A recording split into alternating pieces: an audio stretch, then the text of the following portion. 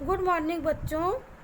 आज हम Indo China में राष्ट्रवादी आंदोलन के आगे का नोट्स लिखेंगे। वियतनाम का विभाजन।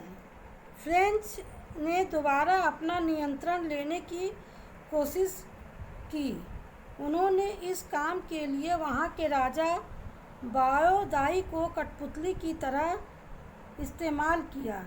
वियत मिन्ह को पहाड़ियों में भागकर छुपने को मजबूर होना पड़ा।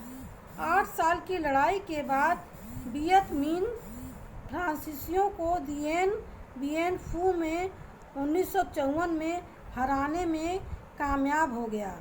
फ्रांस की हार के बाद जिनेवा में एक शांति वार्ता हुई। वियतनाम को 2 भागों में विभाजित कर दिया गया, उत्तरी और दक्षिणी। वियतनाम हो ची मिन्ह और कम्युनिस्टों ने उत्तर में सत्ता संभाली। बाओ दाई के सरकार ने दक्षिण में सत्ता संभाली। कुछ ही दिनों बाद नगो दिन दिएम के नेतृत्व में बाओ दाई शासन का तख्ता पलट हो गया। दिएम ने एक तानाशाह शासन व्यवस्था बनाई। नेशनल लिबरेशन फ्रंट ने दिएम के तानाशाही शासन का विरोध किया।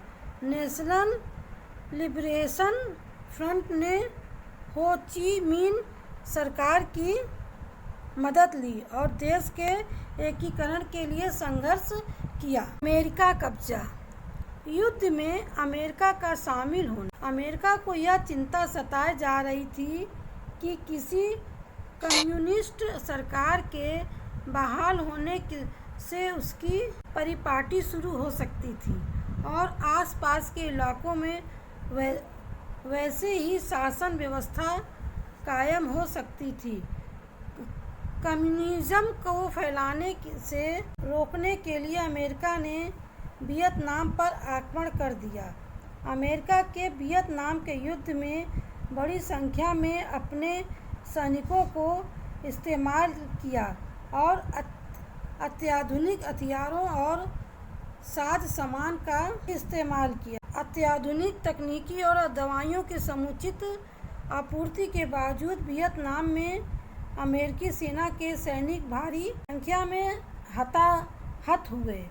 उस युद्ध में उस समय के सबसे शक्तिशाली बॉम्बर प्लेन B-52 का इस्तेमाल भी किया गया। लगभग 47,000 अमेरिकी सैनिक मारे गए और 3,03,000 सैनिक घायल हुए। उनमें से कोई 23,000 सैनिक पूर्ण रूप से अपाहिज हो गए। वियतनाम के लोगों का अमेरिकी शक्ति के सामने प्रदर्शन से यह साबित हो गया कि मातृभूमि की रक्षा के लिए प्रतिबद्ध होने से एक कमज़ोर सेना में भी जान आ जाती है। अमेरिका ने इस बात को शायद नज़रअंदाज कर दिया था। अमेरिका का प्रभाव। वियतनाम में अमेरिकी दखल का विरोध ज़्यादातर अमेरिकी कर रहे थे। कई समकालीन विचारकों का मानना था कि अमेरिका को ऐसे युद्ध में पड़ना ही नहीं चाहिए था जिससे जीतने की संभावना न के बराबर थी।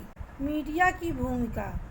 अमेरिकी मीडिया और फिल्म ने इस युद्ध की सराहना भी की थी और आलोचना भी। जॉन बोआयन की फिल्म ग्रीन बेरेट 1968 में वियतनाम में अमेरिकी दखल अंदाजी का समर्थन किया। जॉन फोर्ड कोप्पोला की फिल्म एपोकैलिप्स नाउ 1979 में वियतनाम में अमेरिकी दखल अंदाजी की आलोचना की। हो ची मिन्ह ट्रेल। यह पगडंडियों और सड़कों का एक बड़ा भारी जाल था।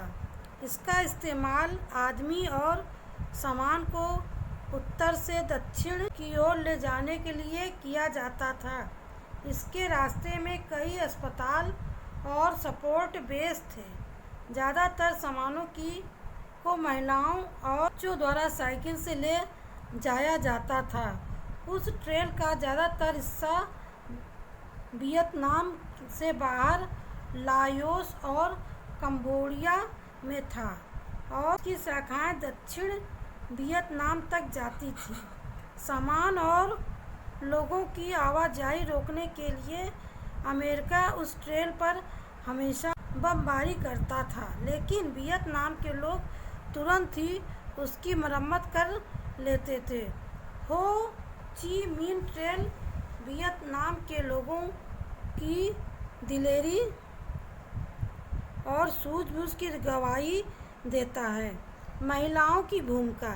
चीन की तुलना में वियतनाम की महिलाओं को अधिक समानता प्राप्त थी, खासतौर से निचले वर्ग के लोगों में तो ये बात और भी प्रखर थी, लेकिन उनकी स्वतंत्रता सीमित थी और वे सार्वजनिक जीवन में कोई भी योगदान नहीं कर पाती थीं।